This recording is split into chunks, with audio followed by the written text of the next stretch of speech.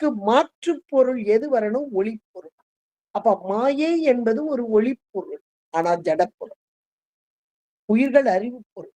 அறிவு பொருளாகிய உயிர்களுக்கு அதனுடைய இருள் நீங்க வேண்டும் என்பதற்காக மாயை என்ற ஒரு ஜடப்பொருளை இங்கே சேர்க்கிறார். ஏன்னா ஜடப்பொருள் தானா சேராது, உயிரோ தானாக எடுத்துக்கொள்ளார். அப்ப இறைவன் தான் இங்கே கூட்டி வைக்கிறார். அப்ப மாயையின் காரியம் கூட்டி வைக்கப்படுகிறது உடம்பாக. எதற்கு ஈடாக?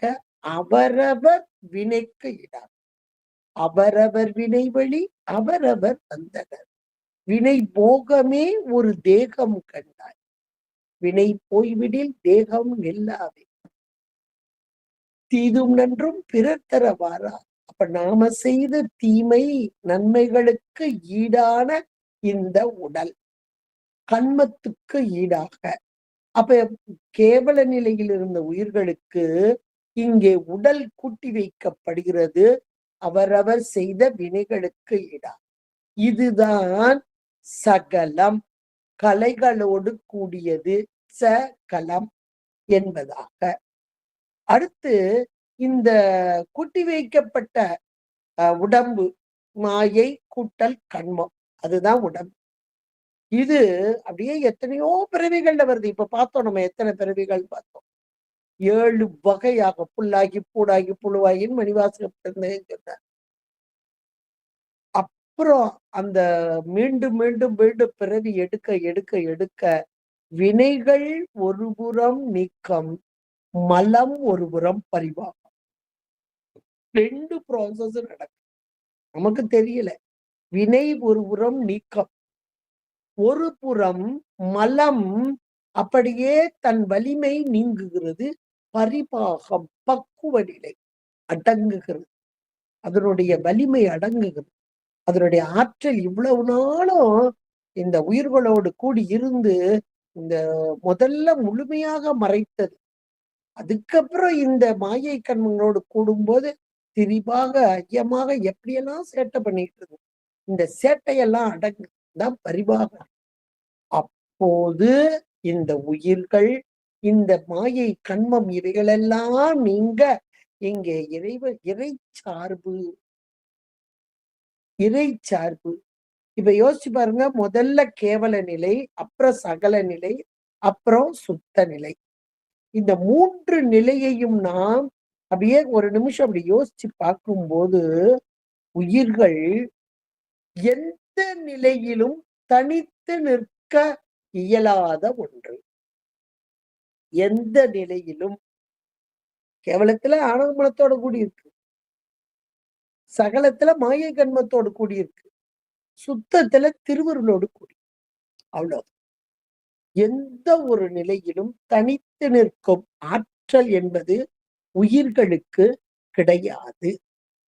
இந்த பசு என்றாலே பச் என்ற ஒரு வேர்ச்சொல், அடிச்சொல். பச் என்றால் கட்டப்படுதல், கட்ட சுதந்திரம் இல்லாத தன்மை. இந்த உயிர்களுக்கு எப்பவுமே சுதந்திரம் கிடையாது. இன்னைக்கு நம்ம வேணா சொல்லிக்கலாம், நாங்க சுதந்திரமாக்கும், எதை செஞ்சாலும் சுதந்திரமா செய்வோம் அப்படின்னு நம்ம சொல்லிக்கலாம். உண்மையிலேயே உயிர்களுக்கு சுதந்திரம் என்பது ஒரு காலம் கிடையாது. எதனோடாவது இயைந்துதான் இருக்கக்கூடிய ஒரு நிலை. அதைத்தான் இங்கே இந்த உயிர்கள் 3 வகையாக சொல்லப்படுகிறார்கள். அந்த 3 வகையில எப்படி இந்த மலத்தோட கூடியதாக முதல்ல எப்படி இருந்தது? கேவல நிலையிலே ஆணவ மலத்தோடு கூடியிருந்த நிலை, அது இந்த காரணவத்தில கேவலமாக. அப்புறம் மாயை கண்மங்களோடு கூடிய நிலை சகல நிலை. அப்புறம் எல்லாம் நீங்கி இறைவனோடு கூடிய நிலை சுத்த நிலைன்னு பார்த்தோம். இப்படிப்பட்ட இந்த உயிர்கள் இங்கே இந்த மலத்தினால், அந்த மலத்தின் காரியமாக 3 வகையாக சொல்லப்படுகிறது. அந்த உயிர்கள் 3 வகை. என்ன 3 வகை என்றால் விஞ்ஞான கலர், பிரளயா கலர், சகலர். அத நமக்கு உமாபதி சிவமும் அழகா சொல்றார். திரிமலத்தார். திரிமலத்தார் என்றால் 3 மலமும் உடையவர்கள். திரிமலத்தார் அதனில் ஒன்று ஒன்று அதனில் சென்றனன்னு சொன்னாங்க. அதாவது அதனில் ஒன்று சென்றார்கள் அப்படின்னு ரெண்டாவது. அப்ப 3 மலங்களோடு கூடிய நிலையிலே அவர்கள், அதாவது இந்த உயிர்கள் சகலர் என்று 3 மலம் என்ற போது அந்த ஆணவ மலம் நல்லா வன்மையாக பற்றி இருக்கும் நிலை. ஆணவ மலம் வன்மையாக அந்த வன்மையாக பற்றி இருக்கும் ஆணவ மலத்தை நீக்கும் வண்ணமாக இறைவனால் அங்கே சேர்க்கப்பட்ட மாயை கண்மம். அப்ப இந்த 2 மலம் என்றைக்கு உயிர் உண்டோ அன்றைக்கே உள்ள ஆணவ மலம். 3 மலமும் 3 மலத்தோடு கூடிய சகலர். சகலர் என்ற சொல்லுக்கு கலையோடு கூடியவர். கலை என்பது இங்கே பிரகிருதி மாயையை குறிக்கக்கூடியதாக கலையோடு கூடிய. அப்ப அந்த சகலர்ல பக்குவம் வாய்ந்தவங்களுக்குத்தான் இறைவனே அங்கே குருவாக வருவது அப்படின்றதெல்லாம் நம்ம பின்னாடி பார்ப்போம். இப்ப சகலர் என்ற மாத்திரத்தில் 3 மலங்களோடு கூடிய அந்த உயிர்கள். அடுத்து ஆணவ மலம், அது ரொம்ப சகலருக்கு கொஞ்சம் வன்மையா இருக்குன்னு பார்த்தோம். ஆனா ஆணவ மலம் கொஞ்சம் இடைமையாக, கொஞ்சம் குறைவா அப்படி வச்சுக்கலாம், இடைமையாக பந்திக்கப்பட்ட அந்த உயிர்கள், அது பிரளய கலர், பிரளய அகலர். அது கலையோடு கூடியது சகலர், இது அகலர், அது பிரளய அகலர் என்று இங்கே சொல்லப்படக்கூடியது. இதுல மாயாமலம் இவர்களை ஒரு முறை இவங்களை விட்டு நீங்கினது. அத மாயாமலம் இவர்களை விட்டு நீங்கினாலும் அந்த கண்ம மலம், அதாவது வினை இவர்களுக்கு கொஞ்சம் உண்டு. அதனால் இவர்கள் 2 மலத்தை உடையவர்கள் என்று சொல்லப்படுது. ஏதோ ஒரு பிரளய காலத்துல பிரகிருதியிலிருந்து நீங்கியவர்கள். அதனால் இவர்கள் பிரளய அகலர், அவர்களுக்கு பிரளயா கலர் என்று சொல்லப்படக்கூடியது. அடுத்து விஞ்ஞான அகலர். இந்த 2 பேருமே அகலர், விஞ்ஞான அகலர். இவர்களை ஒரு மலத்தார் என்று சொல்வார்கள். அதாவது இந்த கலையாகிய இந்த பிரகிருதி அது இல்லாதவர்கள். பிரகிருதி என்ற மாயை இவர்களுக்கு கிடையாது. ஆணவம் ரொம்ப மென்மையாக பற்றி கொண்டு இந்த ஒரு மலம் மட்டுமே இவர்களுக்கு. அதனால் விஞ்ஞான கலர். விஞ்ஞானம் என்றால் மேலான சிறந்த ஞானம் என்று. இது இவர்களுக்கெல்லாம் இறைவன் அப்படியே உள் நின்று உணர்த்தக்கூடியது அப்படின்ற நிலையில அது நம்ம ஒவ்வொருத்தருக்கும் எப்படி இறைவன் அருள் பாலிக்க வருகிறார் என்பதை பார்க்கும்போது பார்ப்போம். இப்ப இந்த 3 வகையாக, அதான் திரிமலத்தார் அதனில் ஒன்று சென்றார்கள் அன்றி, இந்த 2 பேரை சொல்லியாச்சா. ஒரு மலத்தாராயும் ஒரு மலம். அப்ப அந்த சகலர், பிரளயாகலர், விஞ்ஞான கலர் என்பதாக 3 வகையாக சொல்லப்படுகிறது. அந்த 3 வகையாக சொல்லப்பட்ட அவர்களையும் மாயையுள் அகப்பட்டு, அங்க சின்ன குழந்தை எப்படி சொல்லுதோ அது மாதிரிதான் எனக்கு எல்லாம் தெரியுமா அப்படின்ற. நமக்கு ஒன்றுமே தெரியாதுன்றத நம்ம ஏத்துக்கவே மாட்டோம். இதத்தான் இங்க சொல்ற. துணை தோன்றலர், தோன்றா துணையாக இருந்து இறைவன் உள் நின்று நமக்கு நடத்தவில்லை என்றால் எந்த ஒன்றையும் நாம் அறிய முடியாது என்பதை நாம் உணர்ந்து கொள்ள வேண்டும். ஏனென்றால் உயிர்கள் அப்படிப்பட்ட அறிவுடையது. உணர்த்தில் உணர்வேன் உணர்த்தாயேல் நாயேன் கனத்தோ உணரும் வகை காணேன். இறைவன் உள் நின்று எனக்கு ஒவ்வொன்றையும் உணர்த்தவில்லை என்றார் எந்த ஒன்றும் எனக்கு புரியாது, புலப்படாது. இன்னும் சொல்ல போனா அந்த பொருளை நான் அறிந்து அனுபவிக்க முடியாது. அவ்வளவு அறிந்து அனுபவிக்க முடியாது. இந்த உயிர்களுக்கு சுதந்திர தன்மை என்பதே கிடையாது. இதை நம்ம தன்வயம் அப்படின்றது சுவாமியுடைய 8 குணங்களோடு பார்த்தோம். அவன் சுதந்திரம் உடையவன், தன்வயம் உடைமை. ஆனால் உயிர்களோ ஒரு காலும் ஒன்றையும் தானாக அறியும் தன்மை என்பதே இந்த உயிர்களுக்கு கிடையாது. தன்வயமான செயல் என்பதே கிடையாது. கண்டவற்றை நாளும் கனவில் கலங்கியிடும் தின் திரளுக்கு என்னோ செயல். ரொம்ப அழகா சொல்றார். இப்படிப்பட்ட உயிர்கள் தின் திரள் அப்படிங்கிறார். இந்த தின் திரளுக்கு என்னோ செயல், இதுக்கு என்ன செயல் இருக்கு அப்படிம்பார். இன்னொரு பாட்டுலையும் சொல்லுவாரு, பொறியின்றி ஒன்றும் புணராத புந்திக்கு அறிவு என்ற பேர் நன்றற. நல்லாதான்ப்பா இருக்கு. எப்படி பாருங்களேன், ரொம்ப ரொம்ப நல்லா இருக்கு. என்னவா உயிர் அறிவு. நான் அறிவாக்கும், நான் அறிவாக்கும். ஆனா இந்த அறிவு, இந்த பொறிகள் இல்லை என்றால், கண் இல்லை என்றால் காட்சி கிடையாது. செவி இல்லை என்றால் இங்கே கேட்கும் தன்மை கிடையாது. பொறி இன்றி ஒன்றும் புணராத புந்திக்கு. அவ்வளவு அருமையான வார்த்தைகள் பாருங்க.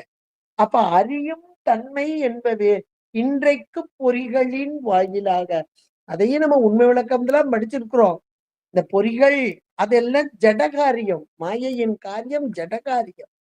அது தானாக செயல்படுமா படாது. உயிரோ அறியாமையோடு கூடி இருக்கிறது. அப்ப இந்த பொறிகளோடு கூடி இந்த உயிர் அறியும் தன்மையை அடைவதற்கு காரணமாக இருக்கும் பொருள் எது என்றால், பேரறிவும் முற்றறிவும் தன்வயமும் கொண்ட அந்த இறைவன் உடனாக நின்று, முதல்ல ஒன்றாக நின்று பின்பு வேறாக நின்று அவன் காட்டவில்லை என்றால் நம்மால் காண முடியாது. காண்பார் ஆர் காட்டா காலை. எவ்வளவு அருமையா அப்பர் பெருமான் நமக்கு சொல்லியிருக்காரு பாருங்க. அது போல இறைவன் நமக்கு உணர்த்தவில்லை என்றால் எந்த ஒன்றையும் நாம உணர முடியாது. இன்னும் சொல்ல போனா, இன்னொன்னு ஒரு முக்கியமான ஒன்று, 3 பொருள்கள் நம்ம பார்த்துக்கிட்டு இருக்கோம். இந்த 3 பொருள்கள்ல அறிவுடைய பொருள்கள் 2 அப்படின்னு பார்த்தோம். பேரறிவு பொருள் பதி என்றும் சிற்றறிவு பொருள் உயிர் என்றும் இந்த உயிரின் தன்மையைத்தான் இன்றைக்கு சிந்தித்துக் கொண்டிருக்கிறோம். அப்படி உயிரின் தன்மையை சிந்திக்கும் ஒரு நேரத்துல ரொம்ப முக்கியமான ஒன்று, இந்த உயிர் அறிவு பொருள் தானாக அறியாது. இங்கே இறைவன் உணர்த்தினால் உணரும் தன்மை கொண்டது. இந்த பொறிகளின் வாயிலாக உலக விடயங்களை எல்லாம் உயிர்களுக்கு போகமாக ஊட்டிக் கொண்டிருக்கும் இறைவன் இப்ப இந்த உயிர்கள் அறியும் தன்மையிலே எப்படி இருக்கிறது என்றால், அழுந்தி அறிந்து அனுபவிக்கும் தன்மை. அதுதான் ரொம்ப முக்கியம். அப்ப உயிர்கள் தான் அனுபவிக்கும். உயிரே அனுபவிக்கும். ஏன்னா 3 பொருள் நமக்கு இன்றைக்கு இந்த சித்தாந்தத்துல நம்ம 3 பொருள்கள் பார்க்கிறோம். ஒண்ணு, அதுல 2 பொருள் அறிவு பொருள். பேரறிவாகிய இறைவன். இறைவன் அனுபவிக்குமா என்றால் ஒரு காலம் கிடையாது. அனுபவம் என்பது இறைவனுக்கு கிடையாது. ஏன் பார்ப்போம். ஆனால் அடுத்து அங்க இப்ப இறைவனை பார்த்தாச்சு. இன்னொன்னு என்னது? ஜடப்பொருளாகிய பாசம். அது மாயை இருக்கு, கண்மம் இருக்கு, மலம் இருக்கு. அந்த ஜடப்பொருளுக்கு என்னைக்குமே அனுபவம் கிடையாது. அது நமக்கு தெரியும். ஜடப்பொருள்கள் ஒரு நாளும் அழுந்தி அனுபவிக்காது, அறியாது. அப்ப இடையில இருக்கிற இந்த உயிர்கள் மட்டுமே அழுந்தி அனுபவிக்கும் நுகர்ச்சி. இந்த நுகர்தல் என்பது இந்த உயிர்களுக்கு மட்டுமே. இத உண்மை விளக்கத்துல ரொம்ப அழகா நமக்கு சொல்றார். ஏன்னா சிவம் ஒரு புறம், அந்த சிவம் எதையும் அறிந்து அனுபவிக்காது. இங்கிட்டு பாசமாகிய உலகம் அது அறிந்து அனுபவிக்காது. அப்ப இடைப்பொருளாகிய உயிர் அதனுடைய தன்மையை அங்க சொல்லும் பொழுது, 6 சுவையும் அருந்தி அவை தம்மை வேறு ஒருவன் கூறியிடும் மேன்மை போல் ஆறாரும் ஒன்று ஒன்றாய் நாடி உணர்ந்து ஓதில் அதில் உற்று அறிவாய் நின்ற பொருள் தானே காண் நீ. நீ என்றால் உயிர். அதுல உற்று அறிவாய் நின்ற பொருள். இத நமக்கு உண்மை விளக்கத்தை எடுத்து பார்த்தீங்கன்னா ரொம்ப அழகா சொல்லப்பட்டிருக்கு. நான் யார் என்ற ஒரு கேள்வி. அது 8 கேள்விகளா வச்சு அந்த கேள்விக்குரிய பதிலா மணவாசகம் கிடந்தார் தான் நமக்கு கொடுத்திருக்கிறார். பதிலும் அவரே கொடுத்திருக்கிறார். கேள்வியாக்கி கேள்வி பதிலாக்கி. அதுல இந்த உயிர்களுக்கு உரியதை நீங்க எடுத்து பார்த்தீங்கன்னா ரொம்ப அருமையாக சொல்லப்படுது. நான் யார் என்ற கேள்விக்கு தத்துவங்கள் ஆன்மா அல்ல அப்படின்னு ரொம்ப அழகா அதுல ஒரு பாடல்ல அதை சொல்லிட்டார். தத்துவங்கள் ஆறாரும் தம்மை தாம் என்று அறியா எத்தன்மை எண்ணில் எம்பக்கேல் சுத்தமாம் ஆறு சுவையும் அறியாவே தம்மை தாம் கூறி அவை இவை போல் கொள் அப்படின்னு ரொம்ப அழகா சொல்றார். தத்துவங்கள் அந்த ஆன்மாக்கள் அல்ல. ஏன்னா ஆன்மா அறிவுடைய பொருள், இவையெல்லாம் ஜடப்பொருள். அப்ப இந்த தத்துவங்களை அறிவதுதான் உயிர். அத அடுத்த பாட்டுல இப்படி அழகா சொல்றார். ஆறு சுவையும் அருந்தி, இந்த ஆறு சுவையையும் வேறு ஒருவன் அருந்தி அவை தம்மை கூறியிடும் மேன்மை போல எப்படி எப்படி அணுச்சு, ஆகா இது ரொம்ப ருசியா இருக்குப்பா, இது ஒரு நல்ல புளிப்புப்பா, இது ஒரு நல்ல இனிப்புப்பா அப்படின்னு ஒருத்தர் சொல்றா போங்க. அது போல கூறியிடும் மேன்மை போல ஆறு ஆறும் ஒன்று ஒன்றா ஒரு நேரத்தில் ஒரு கருவியின் வாயிலாக ஒன்றை மட்டுமே அறிந்து அனுபவிக்கும் உயிர். அவ்வளவுதான். ஒன்று ஒன்றா நாடி உணர்ந்து அதில் உற்று, அந்த உற்று என்பதுதான் அங்கே பொருந்தி நின்று அங்கே நுகர்ச்சியாக ஒற்றுமைப்பட்டு நுகர்தல். அறிவாய் நின்ற பொருள்தான் நீ, உயிராக்கிய நீ அதுதான் அப்படின்னு அழகா அங்கே சொல்லப்படுகிறது. என்றால் அப்போ இந்த உயிர் என்பது அறிந்து அனுபவிக்கும் பொருள். அறிந்து அனுபவிக்கும் என்றாலும் தானாக அனுபவிக்குமா? கிடையாது. இறைவன் இங்கே உணர்த்த, உணரும். அப்ப உணர்த்தினால் உணரும் பொருளாக இருக்கு. உணர்த்தினாலும் உணராத பொருளும் ஒண்ணு உட்கார்ந்து கிடக்கு. ஆனா உணர்த்திய மாத்திரத்தில் இங்கே உணரும் பொருளாக இங்கு உயிர் காணப்படுகிறது. இப்போ உயிருடைய தன்மை என்னன்றத இங்க அருமையாக சொல்லப்படுகிறது. இன்னும் பார்க்க போனா இந்த உயிர் அறிவு, அந்த இறை அறிவு என்பது முழுமையான பேரறிவு, முழு வியாபகம் என்றெல்லாம் சொல்லலாம். ஆனா உயிர் எப்படிப்பட்டது என்றால் சிற்றறிவுன்னு பார்த்தோம். அந்த சிற்றறிவும் எப்படிப்பட்டது அப்படின்னா, இப்ப அசத்து பொருளோடு சேர்ந்த போது அசத்தாக நிற்கும், சித்தோடு சேர்ந்த போது சித்தாக. இதுக்கு பேர் தான் சார்ந்ததன் வண்ணம் என்று சொல்லக்கூடிய சார்ந்ததன் வண்ணம். அதுக்கு நமக்கு வள்ளுவநாயனாரும் அழகா சொல்வார்.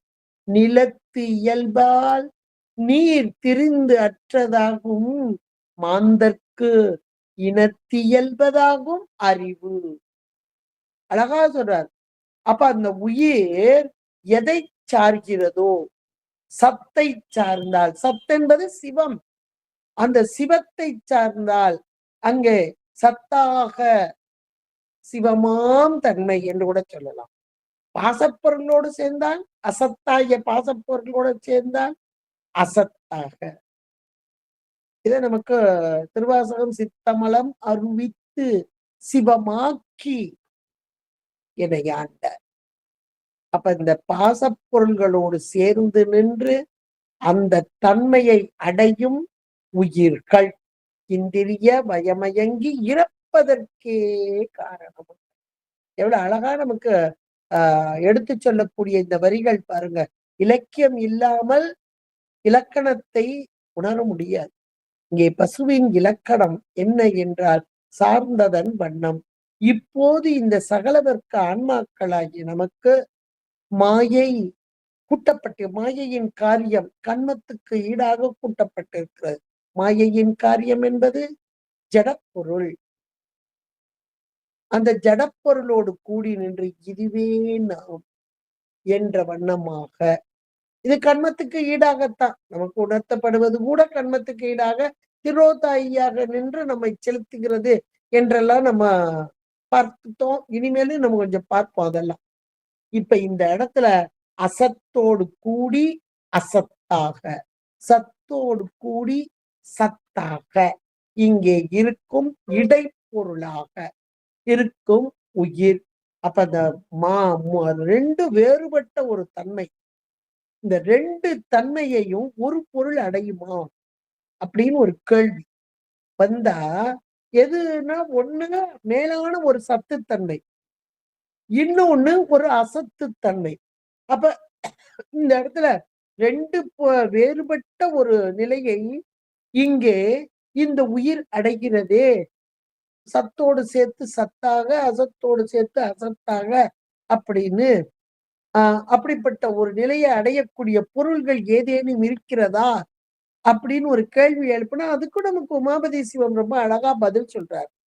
இருளில் இருளாகி எல்லிடத்தில் எல்லாம் பொருள்கள் இலதோ புதி இருளில் இருளாகி. இருள் வந்த காலத்துல அப்படியே இருளா நிக்குது. எல் என்றால் ஒளி, எல்லிடத்தில் என்ற மாத்திரத்தில் ஒளி வந்த நேரத்தில் எல்லாம் பொருள்கள் அந்த அப்படிப்பட்ட சார்ந்ததன் வண்ணமான பொருள்கள் புவி இல்லதோ இந்த உலகத்துல இல்லையா, இருக்கா இல்லையா அப்படின்னு ஒரு கேள்வியை வைக்கிறார். அதுக்கு அழகான அந்த கேள்வியை வைக்கிறார். பதில் அவர் சொல்லல, நமக்கு தெரியும் என்பதற்காக. ஏன்னா உலகத்து பொருளைத்தானே சொல்றாரு. அப்ப இந்த இரவு நேரத்துல இந்த கண்ணு பாருங்க, ராத்திரி நேரத்துல இருளை சார்ந்து இருளா நிக்குது. ஒளி வந்துட்டுன்னா அப்பாடா இப்பதான்ப்பா நிம்மதியா இருக்கு, வெளிச்சம் வந்த பிறகுதான் தெரியுது அப்படின்னு சொல்றோம் இல்லையா. அப்ப கண் இருளை சார்ந்த மாத்திரத்தில் இருளாய் நிற்கும், ஒளி வந்த காலத்திலே அந்த ஒளியை பெற்று ஒளியாய் நிற்கும். அடுத்து பளிங்கு, இரவில் அப்படி இருளை கவர்ந்து இருள் வடிவாகவே நிற்கும், பகலில் சூரிய ஒளியை கவர்ந்து ஒளி வடிவாய் நிற்கும். அடுத்து வானம், இதெல்லாம் நமக்கு தெரியும் ஓரளவுக்கு. அப்ப இரவு நேரத்துல அப்படியே கரிய மேக கூட்டங்களாக சேர்ந்து இருளாகவே இருக்கும். அப்புறம் பகல்ல சூரிய ஒளி வந்த மாத்திரத்தில் அப்படியே ஒளி வெள்ளமாக காட்சி தரும். இது போல இந்த உயிர்களும், இது எவ்வளவு அருமையான உவமை கொடுத்திருக்காரு பாருங்களேன், அருமையான ஒன்று. அப்படிப்பட்ட உயிர்கள் சார்ந்ததன் வண்ணமாக எதை சார்கிறதோ அந்த வண்ணமாக இங்கே காணப்படுகிறது. அப்ப இரு வேறுபட்ட தன்மைகளை அடையும் இந்த உயிர் சத்தை சார்ந்து சத்தாக, அசத்தை சார்ந்து அசத்தாக இங்கே காட்சிப்படுகிறது அப்படின்றத ரொம்ப அழகா சொல்லி அதுக்கு ஒரு உமை கூட சொல்றார். ஊமன் கண் போல ஒளியும் மிக இருளே யா மண் கண் காணாதவை. மண்ணுனா இங்க இறைவன், அந்த கண்ணுனா அவருடைய திருவருளை, காணாதவை யா மண் கண் காணாதவை, திருவருளை அறியாமல் நிற்கும் அந்த உயிர்கள். ஏன்னா ஊமன் கண் போல இந்த கூகை, இந்த கூகையுடைய கண்ணு சூரிய ஒளி வந்த காலத்தில் கலந்து நின்றால் அது அறியாது. ஒளியும் இருளே அப்ப அந்த ஒளி இருந்த போதும் கூட இப்ப இறைவன் எங்க இருக்கிறான், நம்மோடையே இருக்கிறான். ஆனாலும் நமக்கு தெரியுதா, தெரியல. அதைத்தான் இங்க அருமையா திருவருளை உணராத அந்த தன்மை இங்கே காட்டப்படுகிறது. இந்த உயிர்கள் அப்படிப்பட்ட ஒரு நிலையிலே இருக்கிறது என்பதை மிக அழகாக நமக்கு எடுத்து சொல்கிறார். அப்ப இந்த உயிர்கள் எப்படிப்பட்டதாக இருக்கிற பல பல வகையான உயிர்கள், ஏன்னா அதனுடைய அறிவின் தன்மை வேறுபட்டதாக, அது 3 வகையாக கூட நம்ம பார்த்தோம். விஞ்ஞானகலர், பிரளயாகலர், சகலர் என்னும் சகலர்லையும் நிறைய வகை. அந்த சகல வர்க்கத்திலையும் பார்த்தீங்கன்னா அந்த ஆணவ மலம் அதனுடைய தன்மையை வைத்து அவரவர்களுடைய பக்குவ நிலை என்று கூட அங்கே சொல்லலாம். அப்படிப்பட்ட ஒன்று. இப்படிப்பட்ட உயிர்களுக்கு அந்த உயிர்கள் செய்த வினைக்கு அதனாலதான் உடம்புடைய தன்மையும் பாருங்க வேறுபட்ட நிலையிலே இருக்கு. ஒரு தாய் வயிற்றில் ஒரு தாய் தகப்பனுக்கு பிறந்த குழந்தைகளை எவ்வளவு மாறுபட்ட தன்மையில் இருப்பார்கள். உடம்பும் மாறுபட்டு இருக்கும், அவங்களுடைய செயல்கள் மாறுபட்டு இருக்கும். அதற்கு காரணம் உயிரின் அறிவு. அந்த உயிரின் அறிவில் இருக்கும் மலம். அந்த மலத்தினால் இப்போ அந்த செய்யப்படக்கூடிய செயல்கள் எல்லாம் பாத்தீங்கன்னா இன்னொரு காரணம் கண்மத்துக்கு ஈடா. அப்ப அவர்களுக்கு எவ்வளவு புரியணுமோ ஒரே பொருள் முன்னாடி இருக்கும். இப்ப வேற ஒண்ணும் வேண்டாம். ஒரு வகுப்புல 50 பேர் இருக்கிறாங்கன்னா, ஆசிரியர் நடத்தி கொண்டு இருக்கிறார். பாடம் நடத்தி கொண்டு இருக்கிறார். ஒரே மாதிரிதான் நடத்திட்டு இருக்காரு. ஆனா அங்க இருக்கக்கூடிய மாணவர்கள் பல தரப்பட்ட இப்ப இந்த அறிவு வகையில பார்த்தோம் இல்லையா? அப்ப உயிருடைய அறிவு பல தரப்பட்டு நிற்கிறது. அப்ப அந்த திறத்திற்கு ஏற்றார் போல பாடம் என்னவோ ஒரே மாதிரி பாடம். அந்த பாடத்தை எல்லோரும் ஒரே வகையாக உணர்ந்து கொள்வார்களா என்றால் கிடையாது. ஒரு சில மாணவர்களுக்கு அப்படியே சொன்னதை அப்படியே சொன்ன மாத்திரத்தில் அந்த வகையிலேயே உணர்ந்து கொள்வார். நன்றாக தெளிந்தவர்களாக இருப்பார். இதுதான் உணர்த்திய மாத்திரத்தில் உணர்த்திய வகையிலே அப்படியே உணர்ந்து கொள்ளும் திறம். இது மேலான ஞானம் என்று கூட சொல்வார்கள். ஆச்சான் உணர்த்திய மாத்திரத்தில் உணர்ந்து கொள்ளுதல். இன்னும் அடுத்தாப்புல படிமுறையில இன்னும் சிலருக்கு பாத்தீங்கன்னா இதுக்கு கூட கற்பூர புத்தி, கரிக்கட்டை புத்தி, வாழைமட்டை புத்தி என்று கூட பிரித்து சொல்வார். அறிவு, இந்த அறிவின் தன்மை, அந்த அறிவின் தன்மைக்கு காரணம் மலம், மல வேறுபாடு. அந்த மல வேறுபாட்டு மட்டும் இல்ல, இந்த மாயை கண்மங்கள் கூடுது பாருங்க. இந்த கண்மத்துக்கு ஈடாக எவ்வளவு எப்படி நாம் உணர வேண்டும் என்று நம்முடைய கண்மம் அந்த வழியில தான் நமக்கு திரோதாயி நம்ம செலுத்துகிறது. இன்னைக்கு இந்த கோவிலுக்கு போய் வழிபாடு செய்தாலும் எல்லாரும் ஒரே மாதிரி வழிபாடா இல்ல. ஒவ்வொருத்தருடைய நிலையும் வேறு வேறு விதமும். அது கண்மத்துக்கு ஈடாக மலத்தின் தன்மையின் வண்ணமாக இவ்வளவும் சேர்ந்து வருது. அப்ப இத்தனையிலையும் ஆனா அங்க அனுபவம் என்ற ஒன்று நிகழ்கிறது. எங்க உயிர் அறிவிலே இந்த உயிர் அனுபவிக்கும் தன்மை, அந்த உயிர் அனுபவமும் இந்த கண்மத்துக்கு ஈடாக உயிர் அறிவுக்கு தக்கதாக இங்கே அறியக்கூடியதாக இங்கே இருக்கிறதாக நமக்கு உண்மை விளக்கத்துல அழகா சொன்னார். இப்ப இப்படிப்பட்ட சார்ந்ததன் வண்ணமான உயிர் சத்தோடு கூடி சத்தாக, அசத்தோடு கூடி அசத்ததாக சார்ந்ததன் வண்ணமாக இருப்பது. அதனால் இதை சதசத்து என்றும் இங்கே கூறப்படுகிறது. இந்த உயிர்கள் சதசத்து, சத்துமாகாமல் அசத்துமாகாமல் ரெண்டுக்கும் இடைப்பட்டதாக இப்படி வேறுபட்ட தன்மை உடையதாக. சரி, இப்படிப்பட்ட உயிர்கள் அறிவு பொருள் என்று பார்த்தோம்.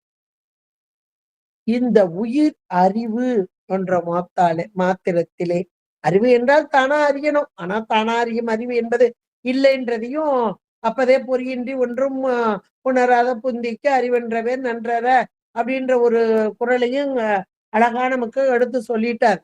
இப்ப இந்த இடத்துல உயிரின் அறிவு, உயிர் அறிவு பொருள் தான். ஆனால் தானாக அறியும் அறிவு என்பது இந்த உயிர்களுக்கு கிடையாது. ஆனாலும் அறிவு என்ற மாத்திரத்தில் இந்த 3 சக்திகள் ஞான சக்தி, கிரியாசக்தி, இங்கே இச்சா சக்தி என்ற 3 சக்திகளும் உண்டு. ஆனால் செயல்பாடு என்பது இல்லாமல் இருக்கிறது. அந்த செயல்பாட்டை தரும் வண்ணமாகத்தான் இறைவனுடைய ஆணையின் வழியாக இங்கே செயல்படக்கூடியதாக. அப்பதான் இறைவன் அப்படியே உடனாக நின்று, முதல்ல ஒன்றாக நின்று, அப்புறம் வேறாக நின்று, உடனாக நின்று. இது நமக்கு திருவிசைப்பாவுல ரொம்ப அழகா தொண்டனேன் விளம்புமா விளம்பே, நினையுமா நினையே, விரும்புமா விரும்பு, எவ்வளவு அழகா சொல்றது பாரு. அப்ப இந்த இச்சாசக்தி, ஞானசக்தி, கிரியாசக்தி என்ற மாத்திரத்தில் அறிவு இச்சை செயல்கள் இருந்தாலும் இந்த மனம் வாக்கு காயத்தால் இந்த திரிகரணத்தால் நிகழக்கூடியது. ஆனா தானாக செயல்பட முடியாத நிலை. ஆனா இறைவனுடைய திருவருள் இந்த இடத்துல திரோதான சக்தியாக இருந்து இந்த ஒரு பிறவி, நமக்கு எந்த பிறவி இந்த ஆன்மாவுக்கு இப்படிப்பட்ட ஒரு பிறவி, அது மானுட பிறவி மட்டுமல்ல, எத்தனையோ பிறவி நம்ம அப்பதே பார்த்துட்டோம். 7 வகை பிறவிகளாக ஊர்வன, பிறப்பன அப்படி எல்லாம் பார்த்துட்டோம். அப்ப எடுத்த பிறவிக்குரிய கண்மம், அந்த கண்மத்துக்கு ஈடாகத்தானே கொண்டு போடுற. அந்த கண்மத்தை அனுபவிக்க வண்ணமாக, இந்த கண்மத்தை புசிக்கிறதுக்கு தான் வருது இந்த ஆன்மா. அதுக்கேற்ற உடம்புதான்.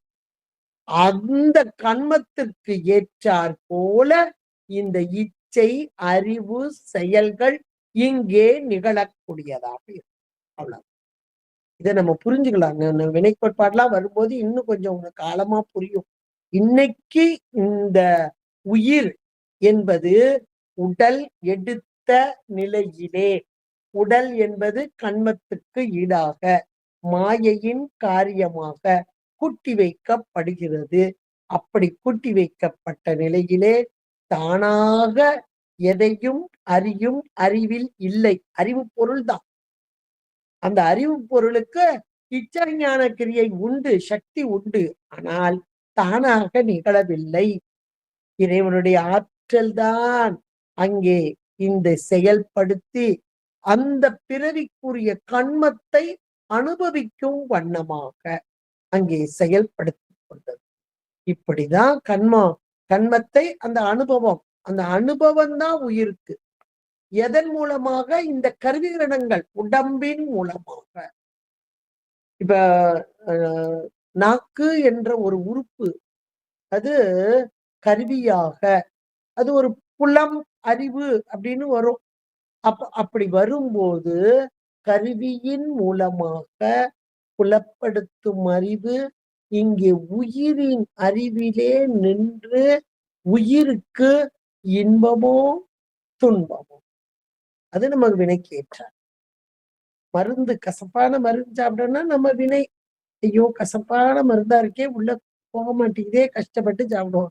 ஒரு இனிப்பான பழம் சாப்பிடணும்னு நம்முடைய கண்மா முகர்ச்சி இருக்கிறது என்றால், ஆகா என்ன ருசிப்பா, அருமை அருமைப்பா அப்படின்னு சொல்லி சாப்பிடுறோம்.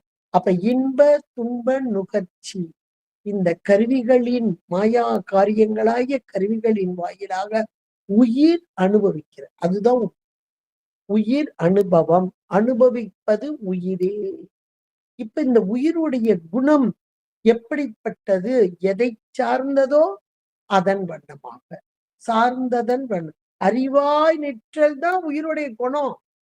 ஆனாலும் சார்ந்ததன் வண்ணமாகும் தன்மை. அதனால் இந்த தத்துவங்களை சார்ந்த போது தத்துவங்களின் குணம், தத்துவங்களுடைய குணம் என்னது? 3 குணம். 3 குணம் நமக்கு தெரியும். சாத்வீக குணம், ராட்சச குணம், தாமச குணம். அப்ப அந்த குண வழியாக அந்த குண வயப்பட்டு நிற்கும். இந்த 3 குணங்களின் வயப்பட்டு இந்த புலன் இன்பத்தை எல்லாம் விரும்பக்கூடிய இயல்பு இது. இந்த 3 குணத்திலையும் நீங்க பாத்தீங்கன்னா, இந்த சாத்விக குணம்ன்றது கொஞ்சம் ஒரு மேலான அறிவு நமக்கு தரக்கூடியதாக இருக்குது.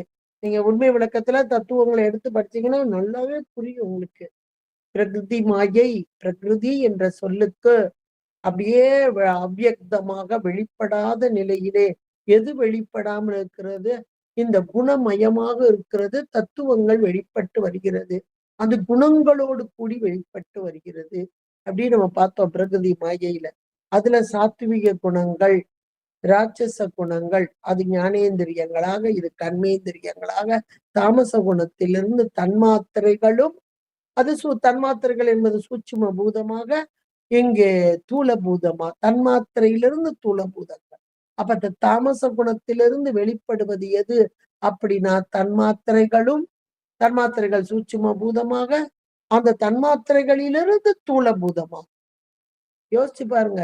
அப்ப இதுக்கு காரணம் எது? அங்க தாமச குணம். அந்த தாமச குணம் என்பது மந்தம், மூடம் என்பதாக. அப்ப அந்த தாமச குணத்தின் வடிவுதானே இங்க வரும். இது நம்ம பூதங்கள்ல இருக்கும். அந்த பூதங்கள் தானே இங்க தத்துவங்களாக இங்க சேர்க்கப்படுகிறது. அண்டத்தில் இருப்பது பிண்டத்தில் நம்ம படிக்கிறோம். காரணபூதமாக காரியமாக இங்க இருக்குது. சூட்சும பூதமாக துளபூதமா இருக்கு. அப்ப நம்முடைய குணங்கள்லாம் எப்படி இருக்கும்? மந்தமாக மூடமாக, இவ்வளவுதான். இத மட்டும் நம்ம தெரிஞ்சுக்கிட்டா போதும். இன்றைக்கு இந்த உயிருடைய குணம் தத்துவங்களின் வண்ணமாக, அந்த தத்துவங்கள் எப்படிப்பட்டதற்கு 3 குணவயமா இருக்கு. இந்த குணத்துல சாத்வீக குணம் தான் இன்பத்துக்கு வழி. அதனாலதான் நமக்கு சேக்கிழார் பெருமான் ரொம்ப அழகா சொல்வார். நம்பி ஆரூரர் தில்லைக்கு வந்தபோது 5 பேரறிவும் கண்களே கொள்ள அளப்பரும் கரணங்கள் 4ம் சிந்தையாக குணமொரு 3ம் திருந்து சாத்துவீகமாக. அப்ப 3 குணங்களும் இங்கே சாத்துவீகமாக, திருந்து சாத்துவீகமாக, அந்த சாத்துவீக குணம்தான் இங்கே மேலான ஒன்றை நமக்கு தரக்கூடியது அப்படின்னு அந்த நம்பி ஆரூரர் அவருடைய அனுபவத்தை அங்கே காண்பிக்கிறார் என்றால், இப்படிப்பட்ட குணமயத்தோடு கூடிய ஆன்மா, இந்த தத்துவங்களோடு கூடிய ஆன்மா.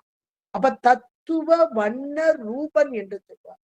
அப்ப தத்துவங்களையே இங்கே சார்ந்து தத்துவங்களின் வண்ணமாக இருக்கும் ஆன்மா அப்படின்றத ரொம்ப அழகாக சொல்லப்படுகிறது. இப்போ இந்த உயிரின் குணத்தை ஓரளவுக்கு பார்த்தோம். இன்னும் இந்த அவத்தைகள் அப்படின்றதுல காரண அவத்தைகளை பார்த்துட்டோம். இன்னும் காரிய அவத்தைகள் என்று ஒன்று உண்டு. அதோட இன்றைய நம்முடைய இதுல உயிரை பத்தி நம்ம பார்த்திருக்கோம். உயிருக்கும் இங்க நம்ம சைவ சித்தாந்தத்துல 2 வகையாக பொது சிறப்பு அப்படின்னு ஒவ்வொன்றாக நம்ம பார்க்கிறோம். அதுல பொது வகை அப்படின்னு பார்க்கும்போது பிற பொருளோடு கலந்து நிற்கும் போது அதனுடைய தன்மை அதுதான் பொது என்று பார்ப்போம். தனிப்பட்ட நிலையிலே அது இருக்கும்போது அதனுடைய குணங்கள் அதனுடைய தன்மை இயல்பு அதுதான் சிறப்பு அப்படின்னு நம்ம பார்த்தோம். அது பதிக்கு பார்த்தோம், தடத்தலக்கணம், சொருபலக்கணம் அப்படிலாம் பார்த்தோம். உயிர்களுக்கு உண்டு. அப்ப அந்த உயிர்களுடைய பொதுத்தன்மை என்ன, சிறப்புத்தன்மை என்ன என்பதையும் இந்த காரிய அவத்தைகள் என்பது குறித்தும் அடுத்த வார நிகழ்விலே நாம் சற்று விளக்கமாக பார்க்கலாம். இந்த தடவை காரண அவத்தை நம்ம பார்த்துட்டோம். இன்னும் காரிய அவத்தைகள் பார்க்கணும்.